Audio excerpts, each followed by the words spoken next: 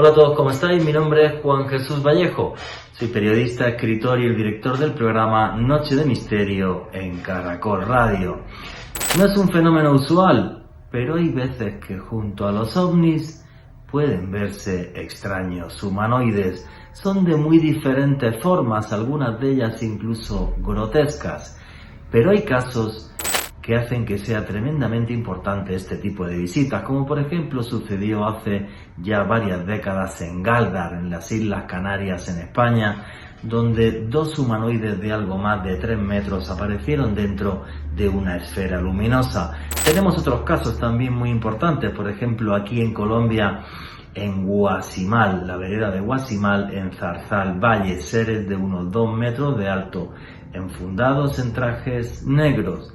Son de muy diferentes aspectos y algunas veces dan mensajes que pueden ser muy interesantes para entender el fenómeno ovni. Pero si queréis saber sobre esto y mucho más, no os perdáis el último podcast de Noche de Misterio en Caracol Radio. Humanoides, tripulantes de otros mundos.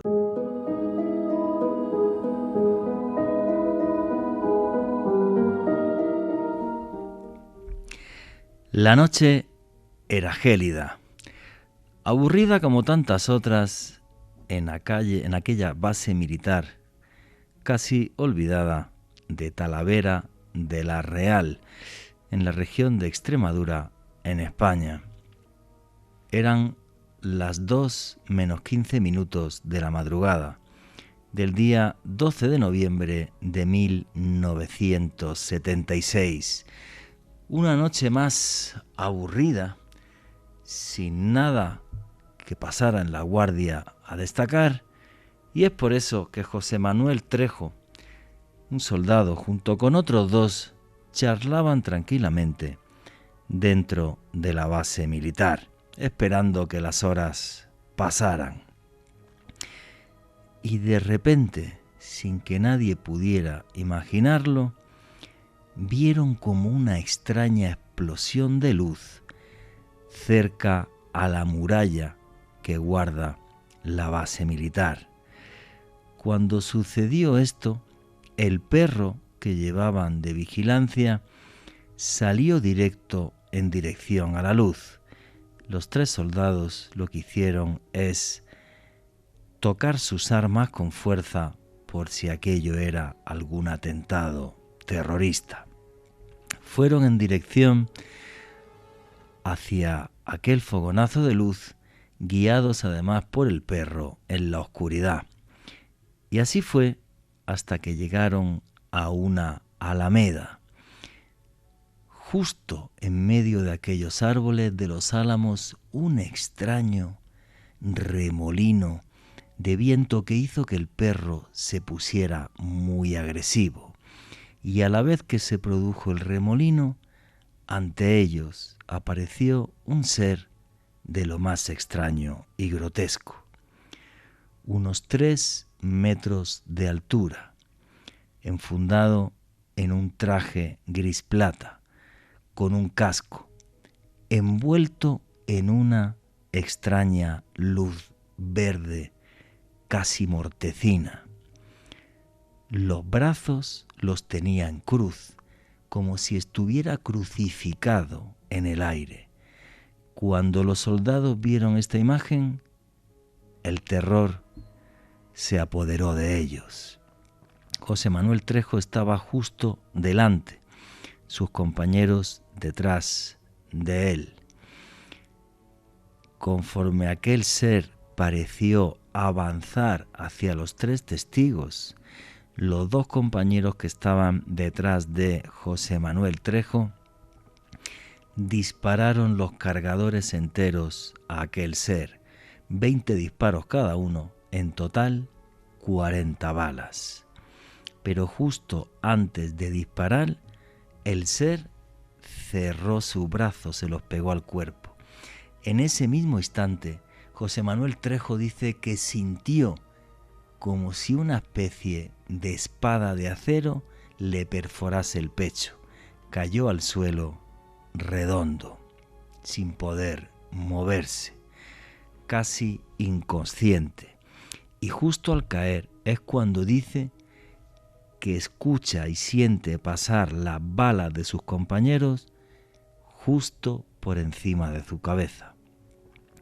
José Manuel Trejo está convencido de que aquel ser le salvó la vida, que ante la escena de pánico hizo que él se agachara al suelo por la fuerza, mandándole aquel dolor puntiagudo en el pecho.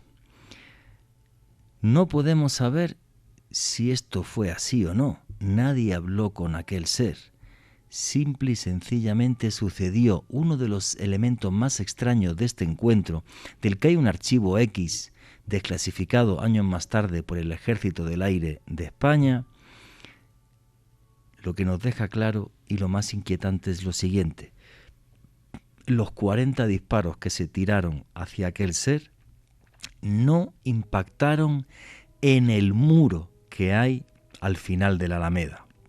No solo eso, los disparos no impactaron en ningún lugar y además los 40 casquillos de bala no existían. Es como si algún tipo de energía extraña hubiera absorbido todos los disparos, incluido el casquillo de la bala, como si los hubiera hecho desaparecer en el aire. Ningún casquillo tocó el suelo. Un elemento tremendamente extraño, en un encuentro tremendamente insólito. Y lo fascinante, señores, del fenómeno ovni es eso, que no sabemos qué intencionalidad tiene. Para José Manuel Trejo, aquel ser estaba allí y le salvó ante el terror que sufrieron, el ataque de pánico que sufrieron sus compañeros. No podemos saberlo. Lo que tengo claro es que están aquí, vienen hasta acá y lo hacen con alguna intención. No están solo de visita. Ahora, ¿cuál es esa intención? Es muy complicada. Simplemente que los casos de humanoides son mucho menos frecuentes que los casos de avistamientos de ovni y son fundamentales para entender el fenómeno en su totalidad. Humanoides extraños que nos visitan y que son tripulantes de naves de otros mundos. Buenas noches, noctámbulos. Mi nombre es Juan Jesús Vallejo. Los que queréis seguirme en redes sociales, mi Twitter es @JuanGVallejo, Juan J.E. Vallejo. En Instagram y en Facebook, Juan Jesús Vallejo. Y esto es una noche más de Noche de Misterio. Y aquí lo que hacemos es periodismo de misterio. Nosotros os ponemos los hechos encima de la mesa y vosotros decidís qué hay detrás y qué no. Hoy con un tema que me fascina: humanoides, los tripulantes de esas naves de otros mundos. Y aquí somos una gran familia, la familia del misterio, y por eso ya tenemos un numeral en Twitter para que pongáis vuestras preguntas y opiniones. Y ese numeral es UFO Caracol. Repito, el numeral en Twitter es UFO Caracol. Que sepáis que también tenéis un canal de YouTube que se llama Oculto tras la sombra. Ahí tenéis vídeos y podcasts todas las semanas y las noticias del misterio. También comentaros, sabéis que hago viajes de autor, que del 19 al 26 de junio de este año estaré en Rumanía. ¿Queréis ir a los Cárpatos, ver Transilvania o lugares que son portales dimensionales como el bosque de Oia-Vaciu, o caminar por ciudades que siguen en la Edad Media como Brasov? Pues toda la información la tenéis en un post fijado en mi Twitter, Instagram y Facebook. Ahí tenéis toda la información de ese viaje. Humanoides, seres de otros mundos, entre nosotros, nos aterran porque no los entendemos, porque son tan diferentes a cualquier cosa que hayamos visto que nuestro entendimiento se queda corto ante lo inexplicable. Alejandro Bernal, amigo, compañero, ¿cómo estás? Muy bien, Juanje, un saludo para ti, para Richie en los controles y desde luego para la gran audiencia de Noche de Misterio, todas las personas que en este momento están en directo con nosotros, y también un abrazo enorme para todos aquellos que nos escuchan a través del podcast que publicamos todas las semanas en el canal de YouTube de Caracol Radio. Hoy, Juanje, hablando de uno de los hechos relacionados con el misterio que a mí siempre me ha apasionado más, me ha desconcertado, esa posibilidad posibilidad de seres, de tripulantes de naves extrañas, de sucesos, de casos que nos ponen a replantearnos muchas cosas alrededor del fenómeno ovni. ¿Serán tripulantes de otras partes del universo o nosotros mismos de otra parte del tiempo, quizás nosotros mismos del futuro? Crononautas. O incluso De otro razas o de otro intraterrenos. universo, de otra dimensión. Exactamente, ¿Sabes? seres interdimensionales. Es realmente apasionante y sobre todo los casos que vamos a examinar esta noche junto a nuestro invitado de excepción Pablo Villarrubia son excepcionales. Yo no los conocía y realmente me dejaron boquiabierto, Jorge. No, ha hecho un trabajo excepcional. Ahora damos paso a la entrevista que tenemos pregrabada. Y bueno, la gente yo creo que siempre tiene el cliché del humanoide cabezón, con Sí. los ojos grandes y demás. Hay algunos casos muy famosos, como el de Rua, Zimbabue, que tú Sí. conoces muy bien también, donde sí aparecen estos seres, y otros donde son tremendamente grotescos, de diferentes formas, maneras. ¿Qué son? Viajeros del tiempo, seres interdimensionales, seres de un multiverso. Exactamente. Es algo... Y algo, Juanja, que es muy relevante en todo esto. Tras esas apariciones de estos extraños seres, de estos humanoides, afectaciones en el entorno. Sí. Estamos hablando de un caso, por ejemplo, el de Ariel Enrúa, que hace unos meses uno de los fotógrafos, quien hizo la investigación junto a John Mack, el gran perito, psicólogo experto de Harvard que investigó este caso, recolectó unas imágenes de donde aterrizó este objeto. Y, por ejemplo, uno de los casos que vamos a examinar esta noche, en donde, Juanje, se produce interferencia en aparatos eléctricos en la Sí. zona en la cual se avista este tipo de seres tan extraños. No, es una cosa fascinante. A mí, por ejemplo, el caso este que narraba al comienzo, el de Talavera, Sí, eso es la impresionante. real, o sea, yo me imagino un ser de 3 metros envuelto en una especie de luz verde tenue, con los brazos en cruz, levitando hacia mí. Y bueno, si yo tengo 20 balas encima, van para allá, pero volando. Y luego le pregunto si vienen son de paz. Pero eso da un miedo, sí, ¿para qué voy a hacerme aquí el valiente? No, yo le diría, hermano del espacio, venimos en paz, te mueres de miedo, es que Claro. es normal, somos humanos, es algo tan distinto a cualquier cosa que hayas visto y más dentro del entorno de una base militar. Claro. Que esa relación entre ovnis y bases militares, un día podíamos hacer un podcast sobre eso. Pero bueno, no vamos a perder más tiempo porque tenemos una entrevista buenísima con un amigo y hermano, el escritor, periodista e investigador brasileño que vive en España, bueno, es hispano-brasileño, Pablo Villarrubia, que ha sacado un libro súper interesante hace unos pocos meses. Y la entrevista comienza así. Cuanto más investigo y más casos tengo en mi archivo, más me fascina el fenómeno ovni, aunque menos sé de las intenciones de nuestros extraños visitantes. Porque hay infinidad de casos donde no solamente se pueden ver estas naves que incluso han asediado, por ejemplo, hace pocos años a lo que son barcos de la Marina norteamericana, sino que en algunas ocasiones, las que menos, hay veces que los testigos pueden ver a sus tripulantes. Y sus tripulantes no son como ven ustedes en las películas, pequeñitos, grises, con la cabeza enorme y ojos redondos, que algunos casos sí hay así. Suelen ser seres de lo más grotesco, algunos prácticamente gigantes de varios metros de altura. Otros son capaces, por ejemplo, de levitar o de hacer prodigios que no pueden explicarse de otra forma salvo de que tengan una tecnología muy, muy superior a la nuestra.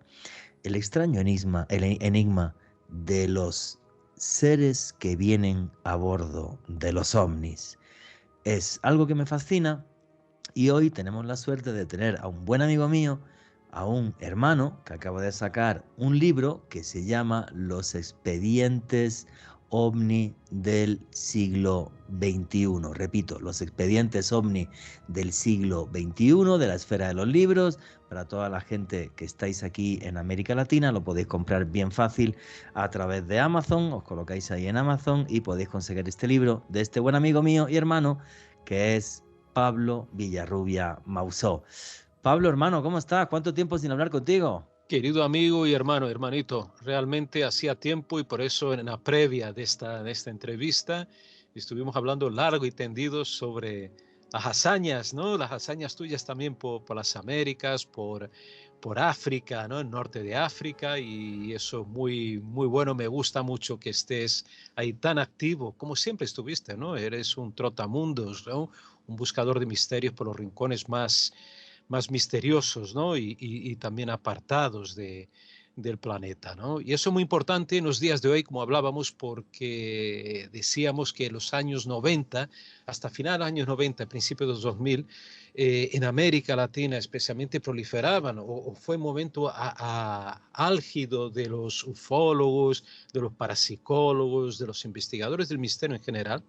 Yo que soy de Brasil, de São Paulo, y he vivido esa época también por ahí, sabemos que todo eso, ese entusiasmo por ir a campo, por buscar las cosas sobre el terreno, prácticamente desapareció, pero matado, asesinado por la Internet. Internet fue, digamos, algo que perjudicó mucho a la ufología. Aparte de que hoy ya no hay aquellos casos clásicos que tú, yo o incluso Alejandro también conoció posiblemente, ¿no? O conoce, por lo menos por los libros, por las enciclopedias, por internet, ¿no? Casos que hoy serían impensables, humanoides de todo tipo, de todo pelaje, literalmente, como los casos el caso Petare de Venezuela del año 54, un humanoide peludo y con un casco redondo, ¿no? Sobre la cabeza, algo insólito, bizarro, pero posiblemente muy, muy real para aquellos que lo vivieron, ¿no? En aquel lejano 54. Oye, qué fuerte eso que estás contando, Pablo, pues porque realmente sí es cierto, y no sé qué opina Alejandro Bernal de esto, Internet, por desgracia, está matando la investigación. Ahora la gente se monta canales de YouTube, los investigadores cuentan historias, pero ninguno sale. Aunque si te vas a las zonas recónditas del país, prácticamente a ciegas, como hice yo hace un año con el buen amigo Artur Oms, a la Amazonía, sigue habiendo casos donde hay humanoides, donde hay estas naves y lo imposible se sigue mostrando, pero ya nadie va a recopilar toda esa información y es una pena. Oye, Pablo, aunque luego vamos a hablar del tema de humanoides y tal, pero ya Sí. sabes, yo soy experto en destrozar guiones, no hay ningún problema. Tú arrancas tu libro, Los expedientes OVNI del siglo XXI, repito, esfera de los libros, arrancas precisamente con un capítulo muy amplio sobre todo esto que está pasando del Pentágono y demás, porque tú nos estabas comentando efectivamente que aunque hablemos de ovnis tenemos también que hablar de geopolítica, porque aquí hay gente que lo que está diciendo básicamente es que a lo mejor todo esto de sacar todo este tema de los ovnis a la luz, donde nos están diciendo verdades, como los vídeos que hemos visto y tal, nos ocultan muchísima información, porque ni los vídeos son completos, hay muchos más expedientes. Sabemos por declaraciones en el New York Times, Eric W. Davis, que están analizando metamateriales, todo esto, que yo creo que lo están haciendo por un tema muy claro, ¿no? Dinero y metamateriales en una nueva guerra fría, ¿no? Pero tú opinas como mucha gente que están diciendo, oye, cuidado, que nos están soltando esto para que ahora hagan un teatrillo, dicen que se pelean unos que son extraterrestres y otros que son chinos, y entonces así pedir más plata para el Pentágono para que pueda investigarlo, desviar la plata y lo que es meter esa plata en organizaciones tipo DARPA que crean tipos de armas de destrucción masiva y otras completamente nuevas que necesitan más presupuesto. ¿Tú qué opinas? Porque tienes un capítulo en tu libro que va sobre esto, que a día de hoy, Pablo, no sé tú qué dirás, para mí esto ya es una telenovela. Pues no tengo claro cuando dicen la verdad, cuando mienten. Es una telenovela, pero de las de premio de televisión. Hermano, tú has dicho todo, lo has resumido, creo que perfectamente, quizás menos de un minuto, ¿eh? Es exactamente eso lo que estás contando. Este teatrillo, o sea, que van a llegar los extraterrestres, que no van a llegar, que de pronto sale un general en una rueda de prensa para hablar sobre los famosos globos chinos y le pregunta al periodista, bueno, ¿usted cree que puede ser extraterrestre? Bueno, se encoge los hombros. ¿Quién sabe? ¿No? ¿Quién sabe? O sea, ¿qué necesidad tiene de hacer eso, de decir eso, no? O sea, están engañando como bellacos. O sea, a mí no me engañan, por supuesto, ni a ti, y seguramente a Alejandro tampoco, ¿no? Pero el gran público que unos ven los ovnis como algo chistoso, algo ridículo o algo de risa, otros no, otros ven con seriedad, pues quizás sí consigan provocar algo en ese público. Pero volviendo, como tú has dicho, por ejemplo, a Lockheed, que es otra gran fabricante de armas, de vehículos, de punteros, están usando esa tecnología a partir de los metamateriales. Y fíjate, hablábamos antes de entrar aquí, el programa, sobre los famosos restos del Omni de Ubatuba, que allí en Brasil estuve yo con mi esposa, también periodista, Montserrat Llor, estuvimos en Ubatuba, estuvimos hablando con las poblaciones nativas de los guaraníes también, de aquella región. Estamos hablando del sur de São Paulo. En 1957 explota un ovni en esa zona. Hay muchos testigos, había precisamente los caizaras. Caizaras son los mestizos que habitan aquella región. Y esos fragmentos fueron recogidos incluso por un militar argentino y acaban algunos restos en el museo de madre e hija Simondini en Entre Ríos, en Argentina. Son llevados para Estados Unidos, pero lo que poco se sabe es que, claro, que esos restos ya habían sido analizados primero en Brasil. Ya creo que a principios de los 60 los restos fueron enviados por Walter Biller, el gran médico y ufólogo alemán que residió en Brasil, el creador de la primera gran asociación ufológica de Brasil, Walter Biller. Él tenía amistad con el matrimonio Veit, que son los padres de la ufología alemana, y mandó ese material, restos de ese ovni. Alemania ya habían detectado, los laboratorios alemanes, que ya eran buenos en aquella época, a principios de los 60, que se trataba de un material anómalo con un gran grado de pureza de magnesio. Entonces, y también dejó desconcertado a los científicos. Después otros restos acabaron en Estados Unidos gracias a Olavo Fontes, el doctor Olavo Fontes, un gran médico, gran ufólogo también, que trabajó para la APRO, de los matrimonios Lorenzen, y ya en aquel momento dieron credibilidad. Desaparecieron los restos estos restos que estaban en posesión de la APRO, su archivo desaparece y posiblemente fuera a parar en manos del Pentágono, ¿no? Entonces están analizando. Entonces, y te digo también, voy a redundar un poquito en esto, porque es muy importante. Sí, dime, por favor. No, dime. te iba a decir, le voy a dar la palabra a Alejandro. Te iba a decir, nosotros Claro. entrevistamos, esta semana hemos entrevistado a Fernando Hildebrand, ¿vale? Gran Fernando. La gente, el investigador argentino que tiene un canal de YouTube que se llama La Señal, lo vais a poder escuchar la semana que viene en Oculto tras la sombra, en el canal de YouTube. Y Fernando nos cuenta, no sé si sabías esto, Pablo, que Luis Elizondo se llevó otro trozo de los restos del ovni de Ubatuba, ¿vale? Yo sé que había estado una vez, pero no sé si había vuelto para llevarse más material, no lo sé, ¿eh? Eso no lo Eh, sabía, ¿eh? Pablo, agradecerte aquí el espacio que nos brindas para contarnos tus investigaciones. Para mí es un privilegio compartir micrófonos contigo. Y es que mencionaste hace unos minutos la asociación de la APRO vinculada con este caso de recolección de materiales de este suceso de Ubatuba, uno de los expedientes OVNI más impresionantes, no solo de Brasil, sino de toda Latinoamérica. Y es que quería comentarte que la APRO también estuvo relacionada con la investigación del territorio de un caso muy emblemático aquí en Colombia, el deceso, la muerte de Arcesio Bermúdez tras acercarse a un objeto volador no identificado a mediados del año 1969. Tras este suceso, para contextualizar muy rápido a los oyentes, y a Pablo y a todos, bueno, resulta que un señor que era el propietario de una finca en Anolaima, aquí en Cundinamarca, se acerca a un objeto volador no identificado que desciende a una altura muy cercana a un arbusto. Este señor se acerca a unos metros, posteriormente presenta unos síntomas muy extraños, enferma, su salud se deteriora gradualmente y fallece en unas circunstancias extrañas, pese a que el dictamen oficial decía pues que este hombre había tenido un padecimiento gástrico. Lo cierto es que esta trama se va convirtiendo realmente en un tejemaneje más parecido a un suceso de conspiración, y aparecen unos agentes de la APRO.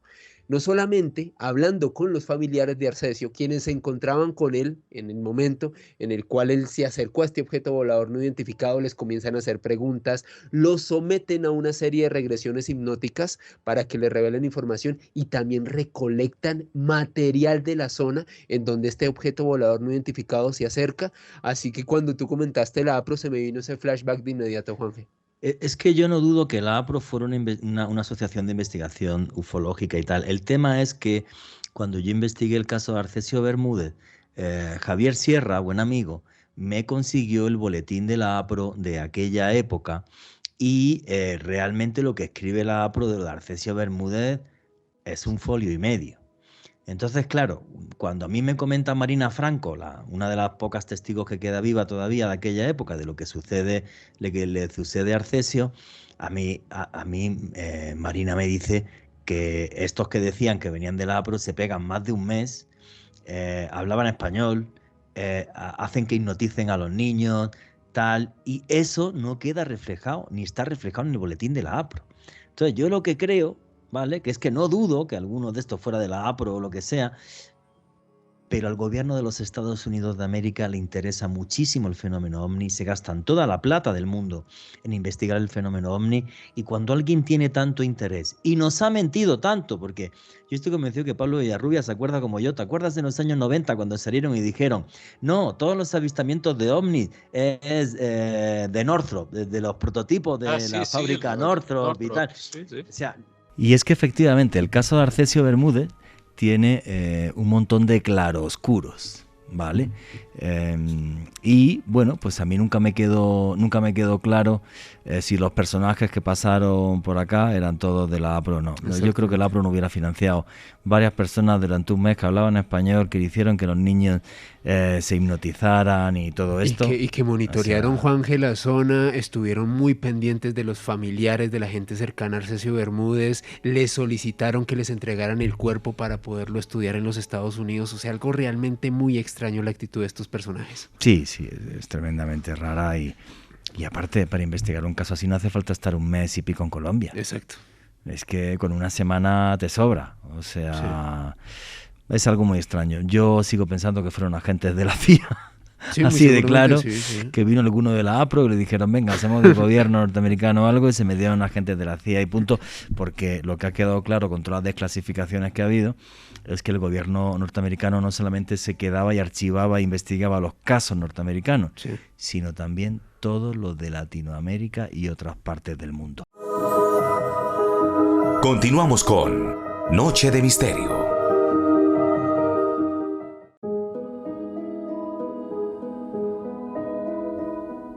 Y aquí seguimos en Noche de Misterio, vuestras preguntas y comentarios a través del numeral UFO Caracol. Nos estábamos hablando del extraño caso de Arcesio Bermúdez, que por desgracia falleció por estar cerca de un ovni, y la entrevista con Pablo Villarrubia continúa así.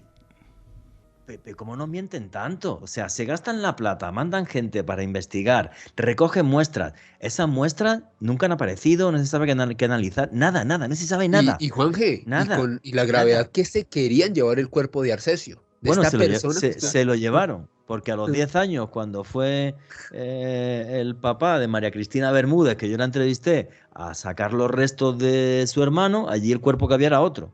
Exacto. Porque era mucho más pequeño. Perdona, Juan, que no sé si sabes que, bueno, publiqué el caso de Arcesio Bermúdez en la edición de 2003 de Luces de la Muerte, de este libro que hice de ufología, y lo actualicé con tu investigación. No sé si lo sabes, yo creo que sí, ¿no? Que te lo pasé, no lo sabía, me acabo de enterar. Ya está actualizado con tu foto y una de las entrevistadas. Ay, qué bueno. También. Ya está actualizadísimo con tu investigación.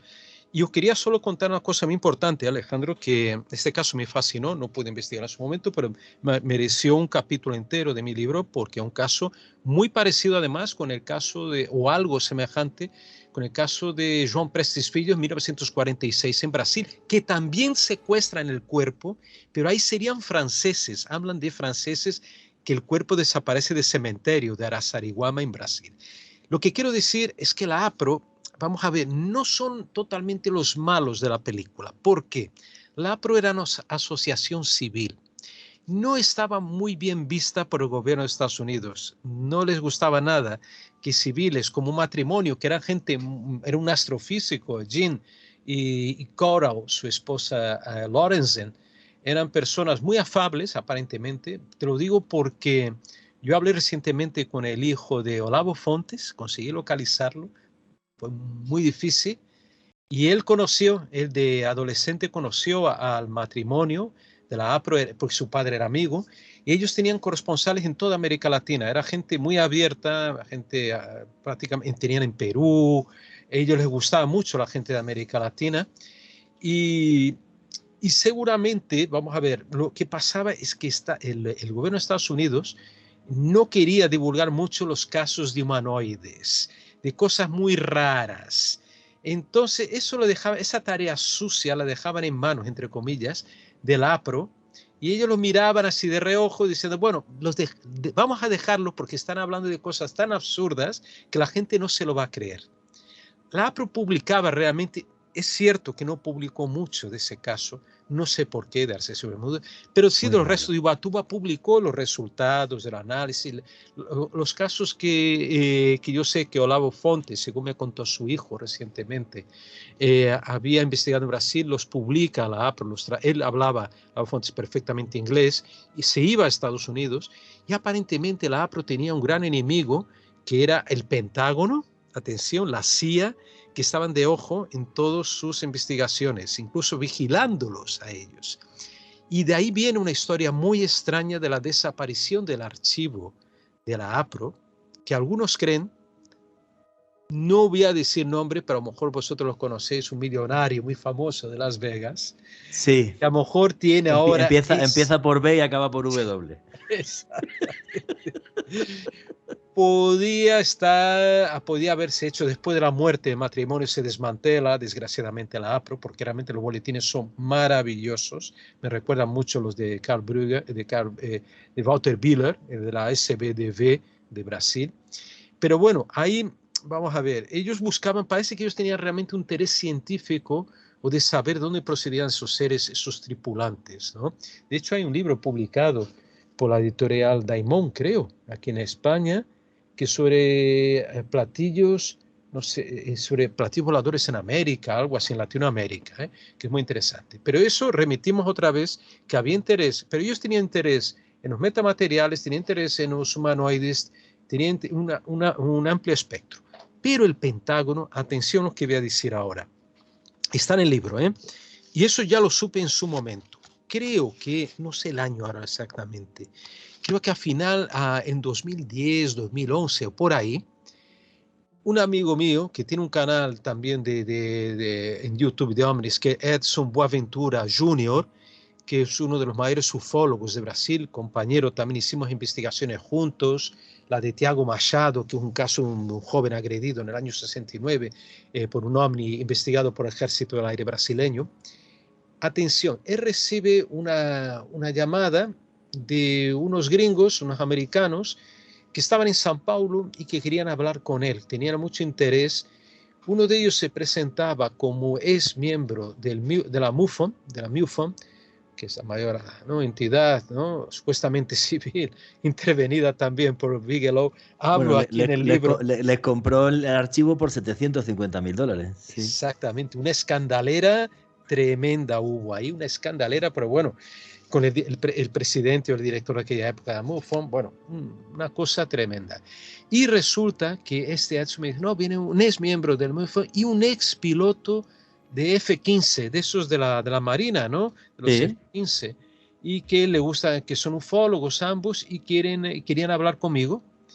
Y entonces quedo con ellos en un hotel en São Paulo, que no era un hotel de lujo, nada, era mejor un 2 estrellas y media, tirando un poquito para 3, en un barrio, además no era en el centro de São Paulo. Entonces él va acompañado de su cuñado, que habla inglés, que se ve intérprete, y ellos tenían mucho interés, atención, lo que ellos le pedían, yo le hacía muchas preguntas, ¿no?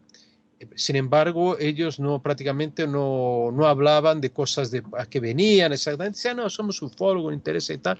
Nos interesan los restos del ovni de Campinas. Es que en el año 50, sí, en 54, el famoso año de la oleada, aparecieron creo que 2 ovnis sobre la ciudad de Campinas, cerca de São Paulo, donde vive un tío mío, por supuesto, allí, Jerónimo. Mando un abrazo, Jerónimo Huete. Y entonces pasan unos ovnis y dejan caer una sustancia como metálica, brillosa, brillante, líquida, y se solidifica cuando cae al suelo. Entonces algunas personas recogen ese material, y había un famoso periodista que ya escribía de ovnis en la época, creo que un tal Bove, de apellido Bove, será muy importante, y él se queda con algunos de estos restos de ovnis, y van a parar después. Edison consigue localizar, creo que parientes o algo, y consigue algunos fragmentos y lo pone en internet, o sea, que en su página web, tal, y dije, Edison, no cuentes esto, macho, que vas a traer ahí gente que no muy deseada, que sabiendo que tú tienes este tipo de material. Y efectivamente, estos se enteraron que Edison tenía, por internet tenían eso, y querían comprarle.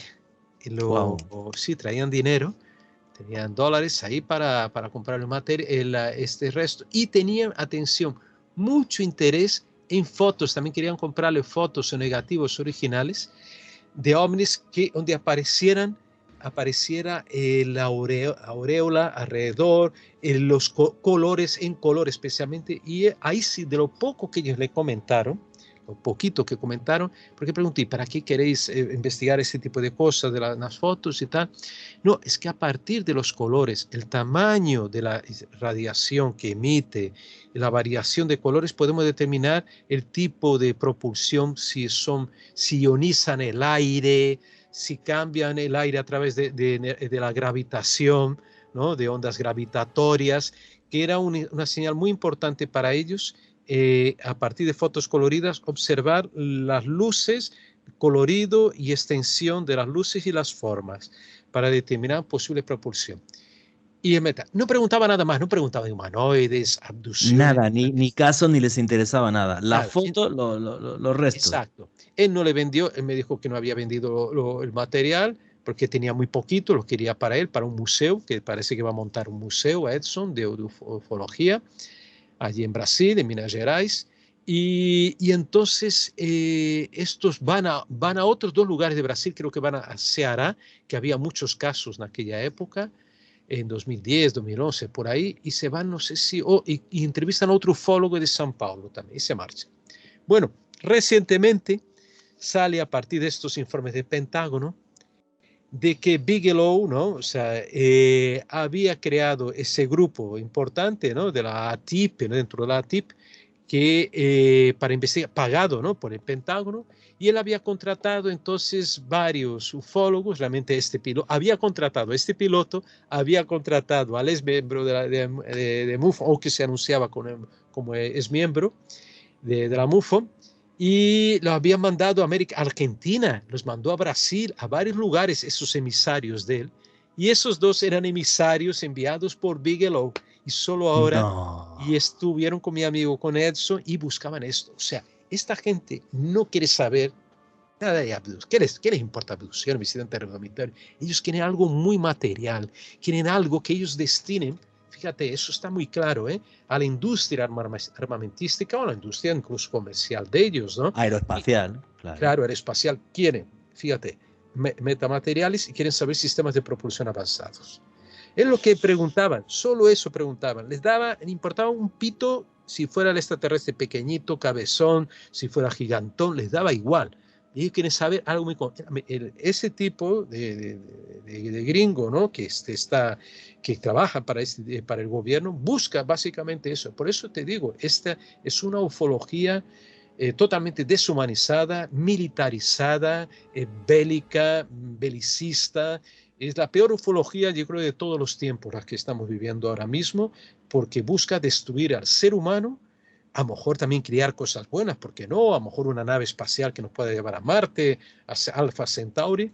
Pero en el fondo está el interés muy pragmático de Estados Unidos en seguir dominando el planeta. ¿Sabes el problema, Pablo? Que como las informaciones de lo que tienen investigado no son públicas, da pie a que hagamos este tipo de especulaciones. ¿Por qué? Porque no tenemos ni idea, efectivamente. Es muy extraño. A mí me llegan 2 ufólogos.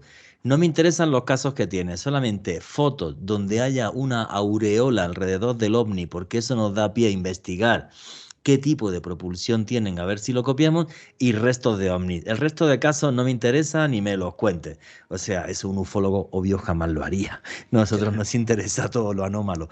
Pero es triste porque yo lo que creo es que si quieren que dejemos de hablar de conspiraciones, que hagan la información que tienen pública, que suelten los archivos. O sea, tenemos un caso ovni, por ejemplo, como el de Aguadillas en el año 2013 en Puerto Rico, Muy bueno. que es el vídeo ovni más importante de la historia, grabado por un avión militar, un objeto de en torno a 1,80 m de diámetro que entra en el agua y el agua no salpica. Es la cosa más loca que he visto en un vídeo en mi vida. Yo no sé cómo va o qué propulsión tiene eso para meterse luego en el agua y que no salpique absolutamente nada. Luego del agua salen dos objetos. Hay una carta que firman infinidad de científicos norteamericanos para que se libere la información del caso y todos los datos.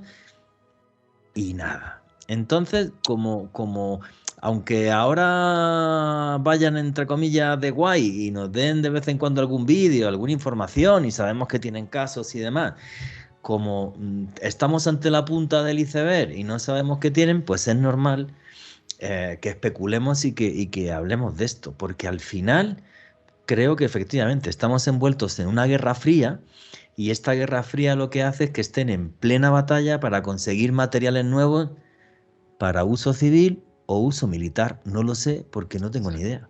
Sí, sí, y te digo, y Colombia, solo volviendo ahora, tiene una casuística ufológica increíble. Hubo una Sí. explosión importante de un ovni, ¿no?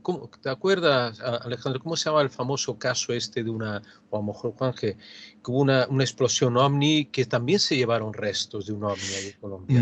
Bueno, los restos del ovni aquí de Colombia son muy parecidos al caso que nos has contado Campinas. El Ujú. trozo de, el trozo de un ovni que tienen las hijas de Enrique Castillo Rincón, que está partido por la Ujú. mitad, porque la otra mitad Sí, se la llevó Jacques Vallée, ¿vale? eso es. El astrofísico canadiense, que bueno, es el ufólogo más importante del mundo. Bien, a mí lo que me contaron las hijas de Enrique Castillo Rincón es que aquí en Bogotá, fue en Bogotá, en una barriada de Bogotá, ven una esfera de luz Eso. bastante grande, que además de la esfera de luz se veía como una luz sólida y de repente cayeron como unas gotas Eso. metálicas Muy parecido y, con y Campinas. eso, y del suelo pues cogieron una que yo la he tenido en mi mano y le tengo hecho fotos y tal.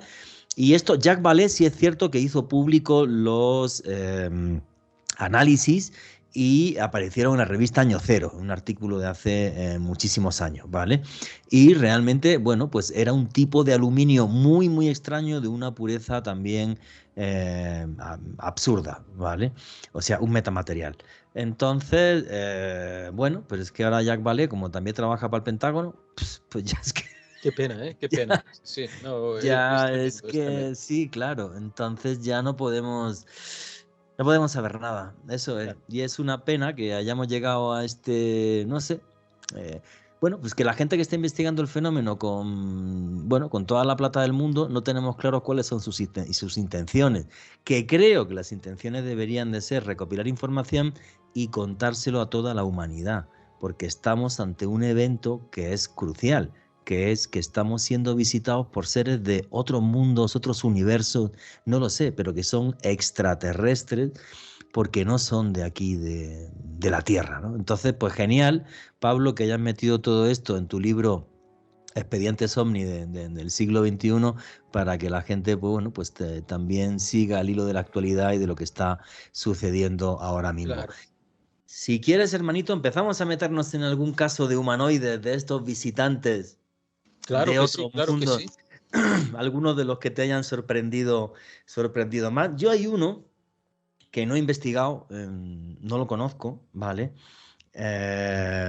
Pero que yo creo que es uno de los casos clásicos, clásicos de España, que es la visión por parte de un doctor, Francisco Padrón, de un ovni con dos humanoides dentro en Gardar, en las Islas Canarias. ¿Tú pudiste indagar bien ese caso, Pablo? ¿Qué fue lo que sucedió? ¿Se lo puedes contar a la audiencia de Caracol Radio, por favor?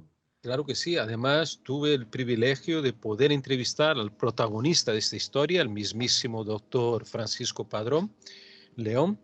Y eso fue al principio, creo, de cuarto milenio, ahora ha sido en 2007 o por ahí, más o menos. Ya residía en Madrid y la historia transcurre en 1976 en la isla de Gran Canaria, una isla maravillosa como todas las Islas Canarias. Y además en ese año fue un año muy importante, fue una oleada ufológica. JJ Benítez escribió mucho al respecto también de este caso y otros que ocurrieron. Y Galdar, esa pequeña localidad al norte de la isla, recibe por la noche, el doctor Padrón recibe una llamada al anochecer y de que hay una señora que lo está pasando mal y se podía atenderla en su casa. Y se dirige de su residencia hasta Galdar, pocos kilómetros, pero por una carretera sinuosa, por las montañas.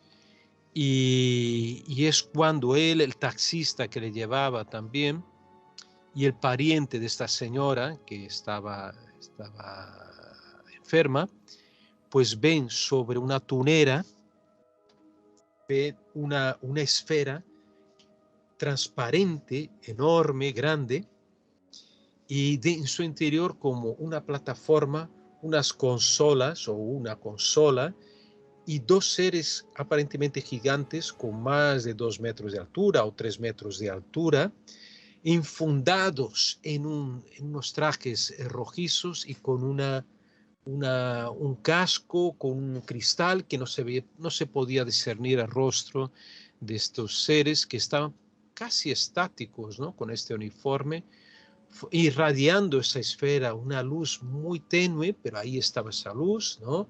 Y ese objeto flotaba allí. Pues lo ve mejor el taxista y el doctor Padrón. El pariente de esa señora estaba atrás, en el asiento de atrás del vehículo, del automóvil, y no tiene tanta visión, pero él ve la esfera, ¿no? Yo pude hablar con Damaso, que era este hombre que iba atrás, que me confirmaba que realmente había algo flotando allí. El taxista había fallecido, pero también estaba vivo. El médico también me lo confirmó. Después también estuvimos allí con el gran y querido amigo que ya te comenté, hermano también, José Gregorio González, el hombre que más sabe de misterios de Canarias, en su crónica de San Borondón, en su podcast. Estuvimos investigando ese caso. Y ese caso es extraordinario porque ahí hubo implicación también militar. Los militares fueron a interrogar de mala manera al doctor Padrón, una persona muy bien considerada, muy bien vista en la sociedad de allí, aparte que es un benefactor. Y le hicieron entonces el Comando Aéreo Regional allí de Canarias, mandó a ahora no me acuerdo el nombre de la persona, pero era muy conocido, se dedicó también a investigar otros casos ovnis, y le hizo un interrogatorio muy duro y le dijo, bueno, ¿sabe usted que lo que estoy apuntando aquí, que eso le puede comprometer, porque usted es un médico y todo lo que usted diga, tal, pues no sé, esto le puede perjudicar? Y él dijo, no, yo voy a decir lo que he visto, yo he visto esto y quiero que conste tal cual. Usted sabrá, usted sabrá. Y le amenazó de alguna manera, ¿no? Con decir que estaba loco, ¿no? Que estaría poco más que loco.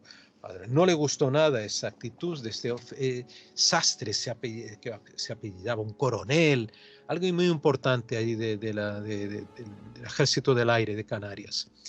Y lo curioso es que después de este encuentro OVNI, Francisco Padrón aumentó su sensibilidad hacia determinadas cosas, a temas espirituales, como ocurren mucho. Cuéntame, Alejandro. Hay algo muy interesante, Pablo, porque de hecho estaba revisando este caso en tu libro, me parece que lo narras de manera maravillosa, y es que mientras el doctor Francisco Padrón pues va en este vehículo, observan este extraña esfera, estos dos seres de un tamaño enorme. Pues Francisco Padrón se dirigía a ver una paciente, una mujer que estaba teniendo unos problemas de salud, ingresa a la residencia y el doctor Francisco queda muy sorprendido porque se percata que cuando llega a esta zona hay varias personas mirando hacia el cielo, Cierto. atestiguando este suceso tan extraño. Y algo que desconcierta al doctor Padrón y que tú lo consignas en tu libro es que el televisor de esta señora, de esta paciente, está encendido y Muy bien. tiene unas rayas, como si hubiese una interferencia electromagnética en la zona que estuviese produciendo esto. A mí realmente esto me impactó mucho. ¿Te comentó algo al respecto, Pablo, sobre estas rayas, sobre esta circunstancia tan anómala en el televisor de esta señora? Muy bien recordado, Alejandro, muy bien.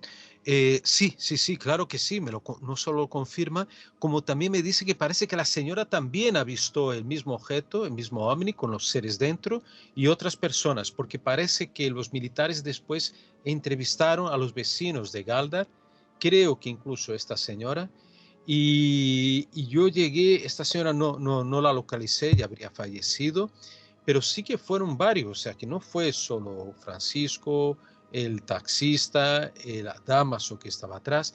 Sin embargo, después hubo otro en aquella misma noche, no sabemos si el mismo objeto o no, ah, otra luz descendió, aquella misma luz descendió en un campo de cebollas, muy cerca de allí, y yo hablé con el agricultor, con el propietario de aquellas tierras, y me confirmó que realmente dejó huellas, dejó una huella o varias huellas sobre el terreno. Y lo curioso es que los militares, este mismo creo que militar, el Sastre, en su informe decía que aquello era absurdo y que no ocurrió aquello. Y efectivamente yo hablé con este hombre, Y sí parece que ocurrió. había cosas que sí que relataban que habían ocurrido, pero intentaban como un poco desmerecer, ¿no?, algunos testigos. De todas formas, el informe que está desclasificado, fue desclasificado a partir de 92, constan todas esas, o casi todas las entrevistas, ¿no? No la forma como llevaron a cabo los interrogatorios de forma tan contundente, incluso un poco agresiva, ¿no?, en relación a los testigos. Este caso a mí me gusta mucho porque me recuerda un caso que ocurre en Brasil en el año 62, 63, el caso de Sagrada Familia, en que tres niños observan una esfera también transparente, también con una plataforma, también con una consola o mandos con paneles o algo, y en su interior había tres seres con un traje igualmente de color rojo, un casco que cubría, pero el casco era totalmente transparente, era una bola eh, aparentemente de cristal o algún otro material, plexiglas, como se decía en la época, el plástico, y que tenían un solo ojo, según la interpretación de estos, o lo que habían visto los niños, ¿no? Es el caso de los cíclopes de Sagrada Familia, ¿no?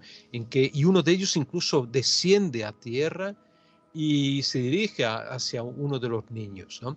Lo del ojo podría ser un ojo o podría ser incluso a lo mejor un aparato de televisión, una cámara de televisión, no sabemos, pero los niños decían que era como si fuera un ojo aquello, ¿no?, que tenía.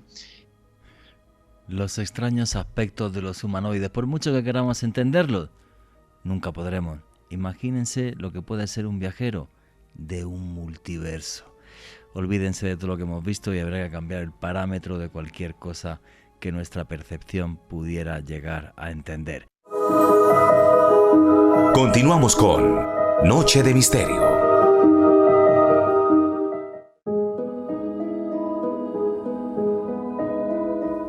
Y aquí seguimos en Noche de Misterio, vuestras preguntas y comentarios a través del numeral UFO Caracol, el extraño aspecto de los humanoides, algunos casi incomprensibles como estos últimos que nos describía el buen amigo Pablo Villarrubia. Y la entrevista continúa y termina así.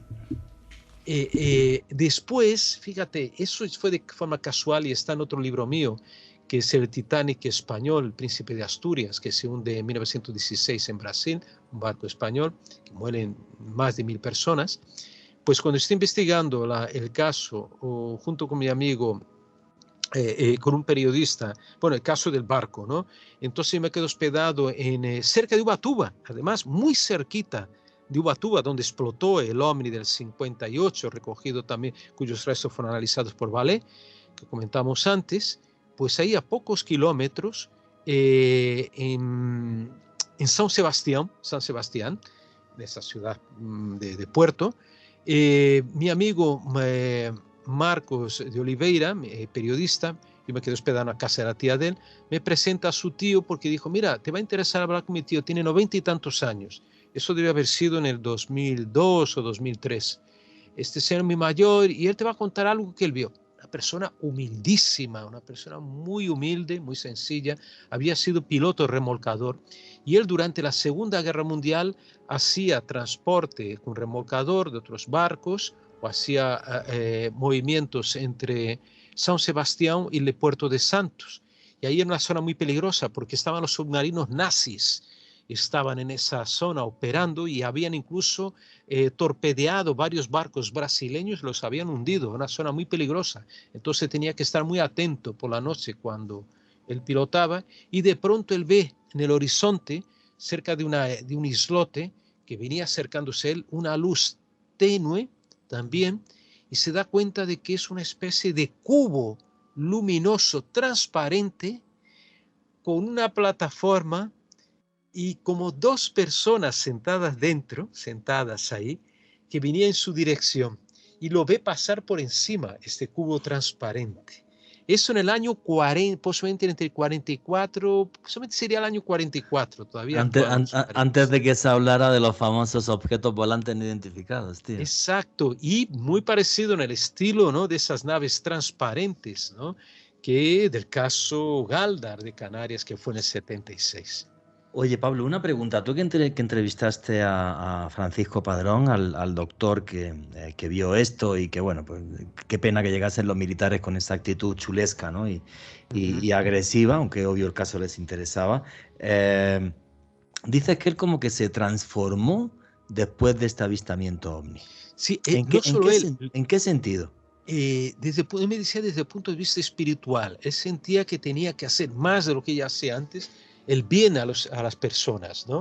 Ya no solo como médico, ¿no?, como su profesión, pero él necesitaba dar más a la gente, entregarse más, ¿no? El viejo tenía esa misión, tenía que y pensar de forma más espiritual en la paz de la humanidad, como muchos contactados. Es curioso, ¿no? Aunque no desarrolló, digamos, ese aspecto de un contactismo, de un proselitismo en relación al fenómeno ovni. Y curiosamente el taxista que había fallecido, él se transformó totalmente. Me decía Damaso, que era el pariente de esa señora que iba atrás del taxi, que era amigo del taxista, me dijo, Pablo, mira, él días después de ese incidente, él se iba a la playa, delante un roquedal que había por allí, se quedaba sentado, se quedaba horas mirando al mar, como pensando, barruntando, como meditando, cosa que nunca había hecho en su vida, ¿no?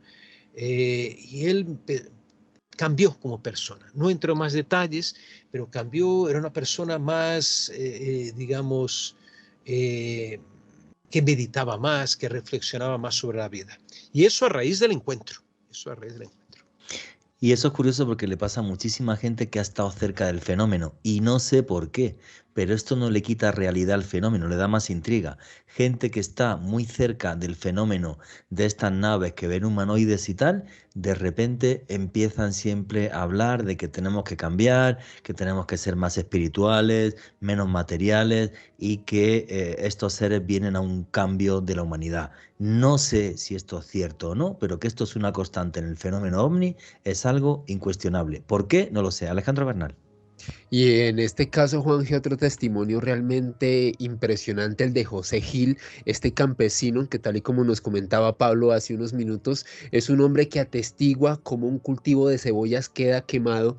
Pues resulta que este hombre, Juanje, Pablo y oyentes, tenía unas imágenes, unas fotos en blanco y negro, Sí, en donde se veía una tierra negruzca, Juanje, por unos entre 8 y 10 metros de ancho. Resulta que a este señor también lo contactan militares españoles y le dicen que por favor que se calle, que trate de hacerse de que no sabía absolutamente nada, porque si llega a comentar algo podría ir a la cárcel. Claramente Eso una es. presión de los militares que van a investigar este caso. A propósito, Juan, este caso tan impactante, este caso Galdar, y está incluido en un informe OVNI en la Fundación Rockefeller en los Estados Unidos, o sea, para que veamos el impacto de este suceso. Sin duda. Y perdona, sí, sí, dime, Juanje, dime. No, lo que quería comentarte es eso, o sea, bueno, pues que es como una especie de constante, ¿no? O sea, los militares por un lado presionando a los testigos para que no hablen, aquí no pasó nada, que no tenemos ganas de investigar esto, vaya que luego me salpique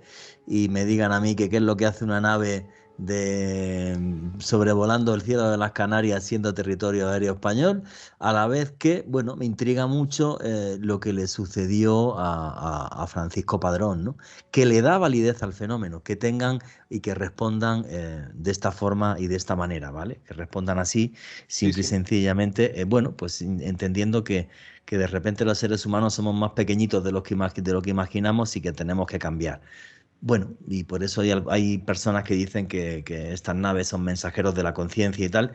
Y en contrapunto, hay un libro buenísimo de Pablo Villarrubia que se llama Las luces de la muerte, que es de personas que han fallecido por estar cerca del fenómeno. Ojo, que no sabemos si esos fallecimientos fueron intencionales o no. Ahí, No, eso es, esa es la cuestión. no podemos tampoco saberlo, pero bueno, de ese otro día hacemos otro Claro. programa si te parece. Antes de que empezáramos la entrevista, cuando estábamos charlando tú y yo, me dijiste, oye Juanje, pregúntame por un caso que lo vas a flipar, el Sí, del humanoide sin rostro. Y yo me he eso quedado, es.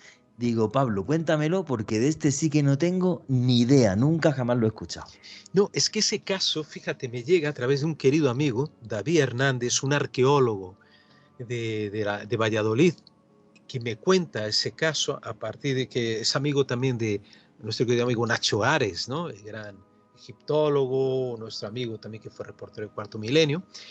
Y me llega, porque era un caso inédito, como tú has dicho, no realmente no era conocido. Y me dice, Pablo, mira, si quieres te voy a presentar un señor, un camionero, que es amigo mío, Gregorio Guerrero, que es de esa región de Valladolid, y este señor tuvo una experiencia, creo que fue en el año 2003, estamos hablando relativamente reciente, ¿no? O sea que no hace tanto tiempo así, porque aquella época de los humanoides, años 50, 60, ¿no? De 2003.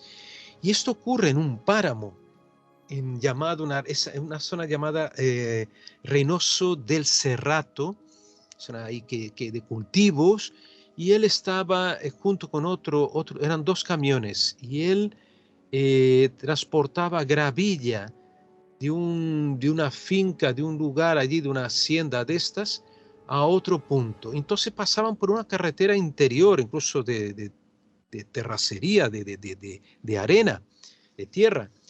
Y entonces, pasando por ahí, por ese terreno, él estaba en el camión con un compañero, había otro camión con otro camionero, creo. Y entonces ellos se paran porque ven algo bajar del cielo, ven como algo como blanco bajando en diagonal. Y cuando ese objeto va bajando, pasa cerca del tendido eléctrico y ahí queda flotando en el aire a una distancia relativamente corta, 10, 15 metros de ellos. Y es cuando ellos paran los camiones y dicen, vamos a ver qué es esto.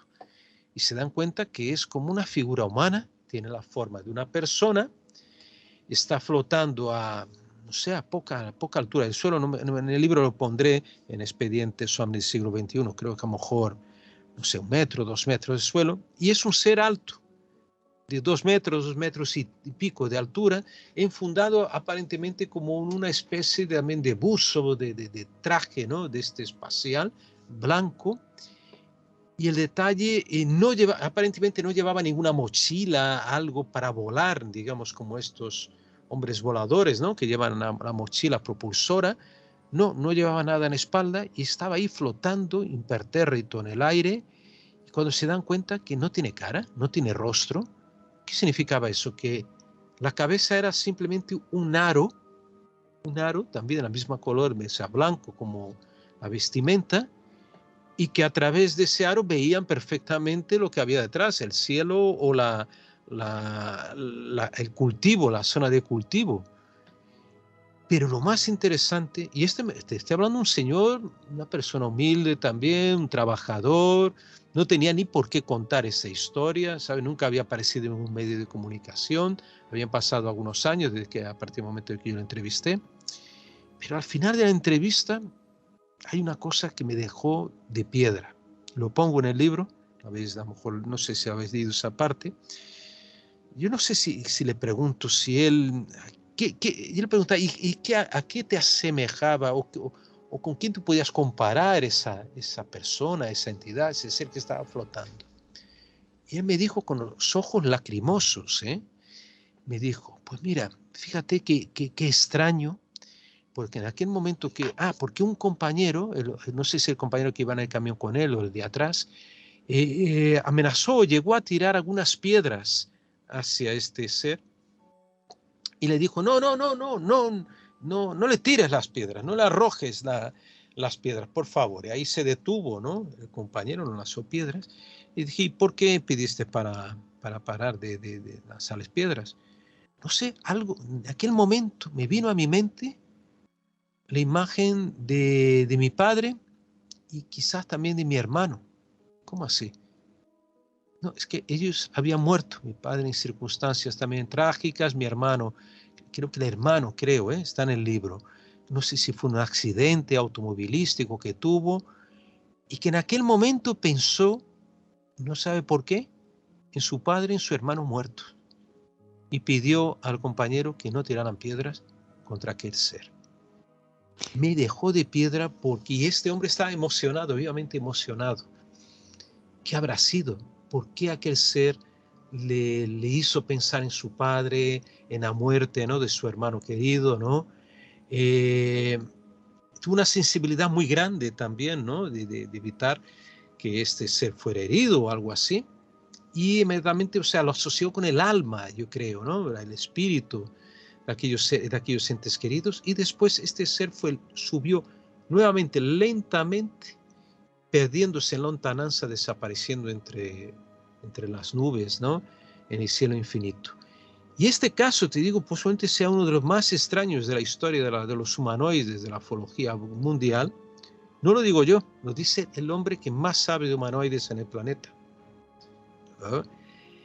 Nuestro amigo Rosales, Albert Rosales, de origen cubano, que vive en Estados Unidos y que tiene el mayor catálogo del mundo de humanoides, de Humanoid Encounters. Está publicado por Amazon.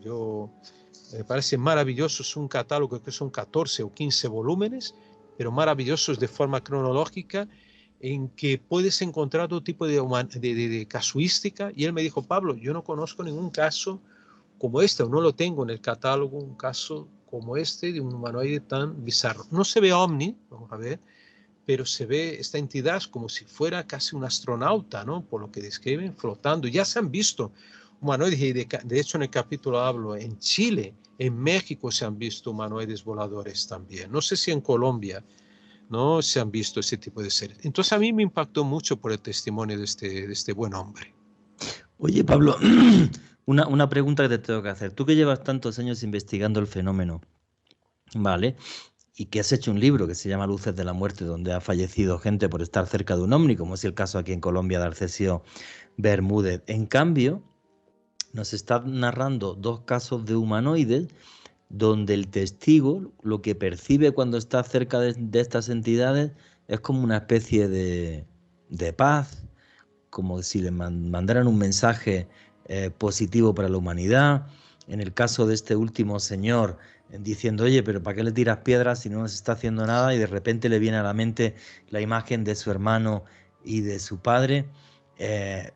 Pablo, después de todos los años que llevas investigando, ¿crees que hay alguna intencionalidad en el fenómeno con respecto a nosotros?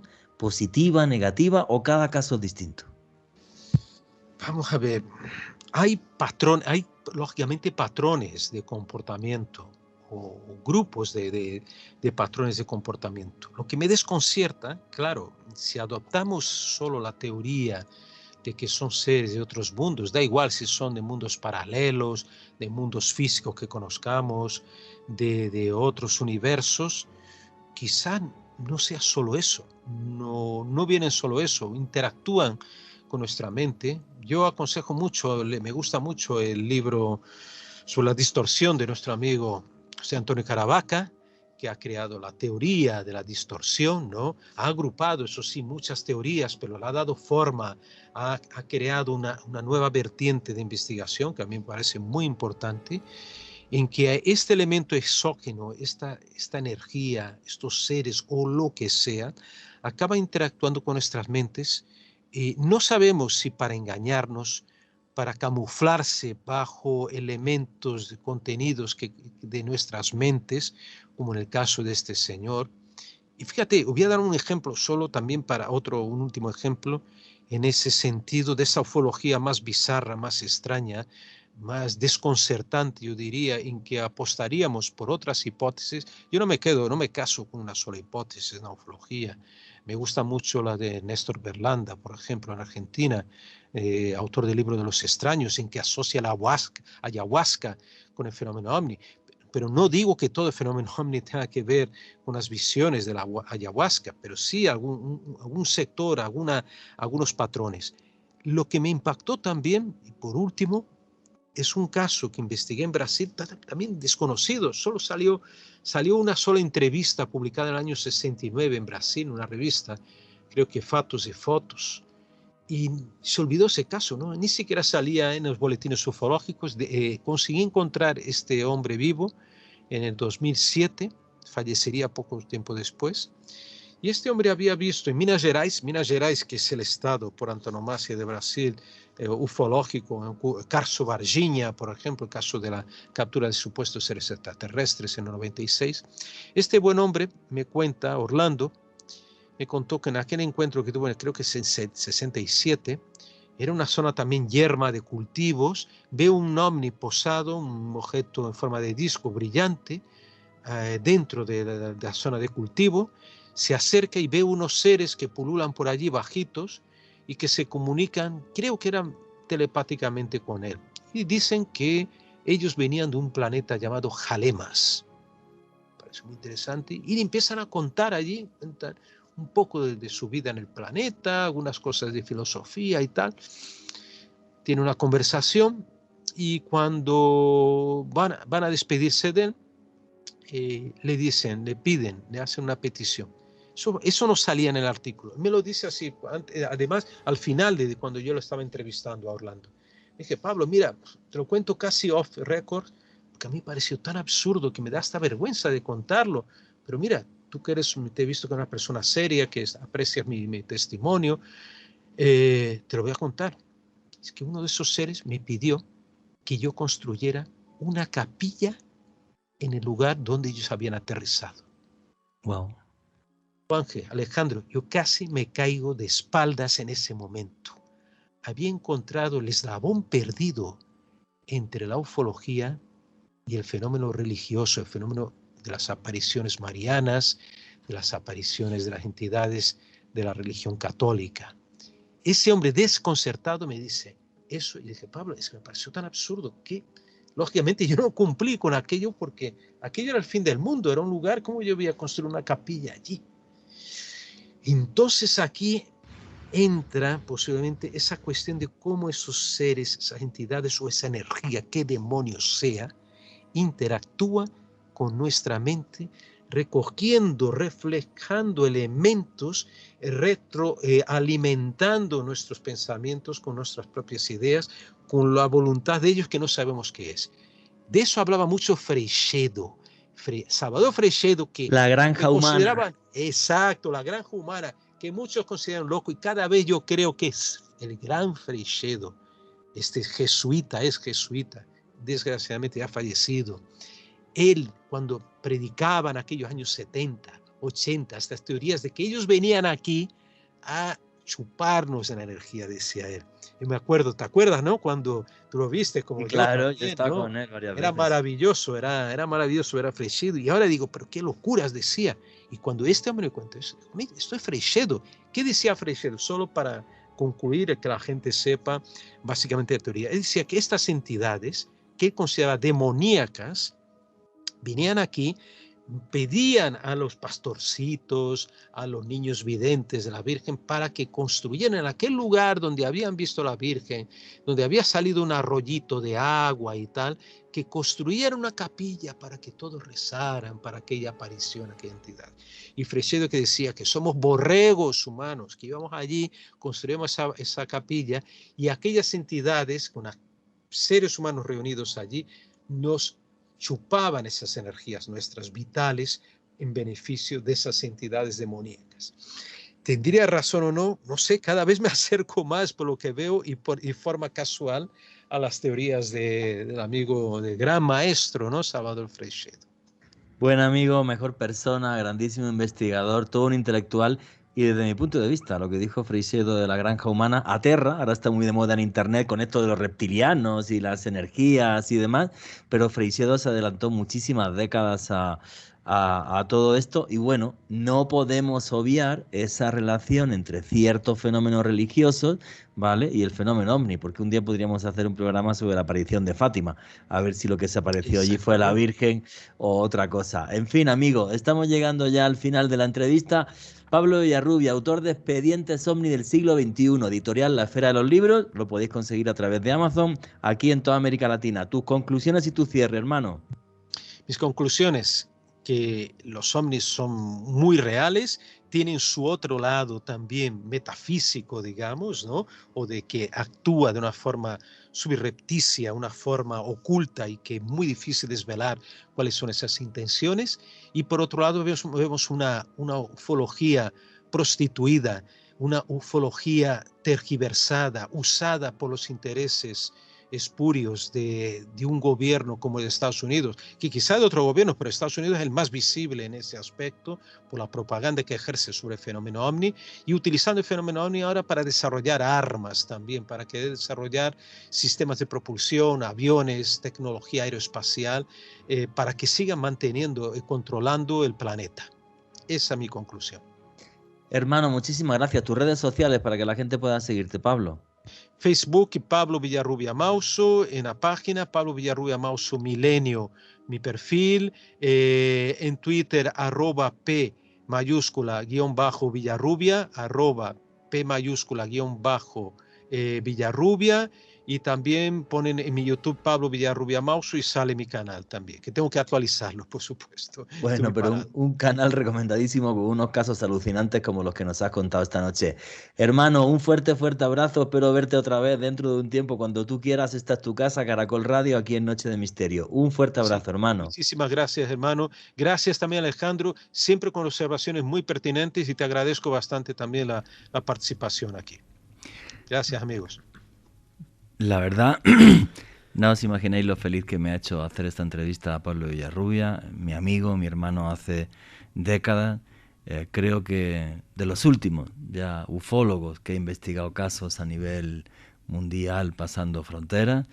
Yo tuve esa suerte también, gracias a Dios, pero bueno, con este mundo de internet todo cambió. Entonces, cuando entrevisto a alguien como Pablo, que le ha puesto el alma, su vida, que ha apostado su plata a hacer esto para que esos casos pasen a la posteridad, me parece una auténtica maravilla. Y con una casuística impresionante, Juan G. Realmente las investigaciones que ha hecho Pablo no se consiguen fácilmente ni en ningún otro tipo de libros. Un hombre que personalmente ha hecho este tipo de indagaciones, el caso Galdar, para mí de lo más impresionante respecto a avistamientos de humanoides, no solo en España, sino que me atrevería a decir a nivel mundial. Es que es increíble todo lo que él nos relataba. Así que nada, Juan G., creo que hemos sido afortunados todos los que somos fanáticos de esta temática, y a mí en redes sociales me pueden seguir en Twitter, Instagram y TikTok en @alebernalpress con S. Y mi conclusión: viajeros de un multiverso, viajeros de otras dimensiones, viajeros como también somos nosotros, de un mundo a otro. Una vez que termine nuestra existencia, todos somos viajeros y nos encontramos en diferentes encrucijadas, en distintos lugares y tiempos. No sé si en un futuro o en un pasado, ustedes o un servidor, fuimos como esos viajeros grotescos que llegan hasta nuestro mundo. El caso es que el multiverso en el que estamos está interconectado y este tipo de encuentros lo demuestran. Y nunca olviden que vivimos en un mundo mágico porque está repleto de misterio.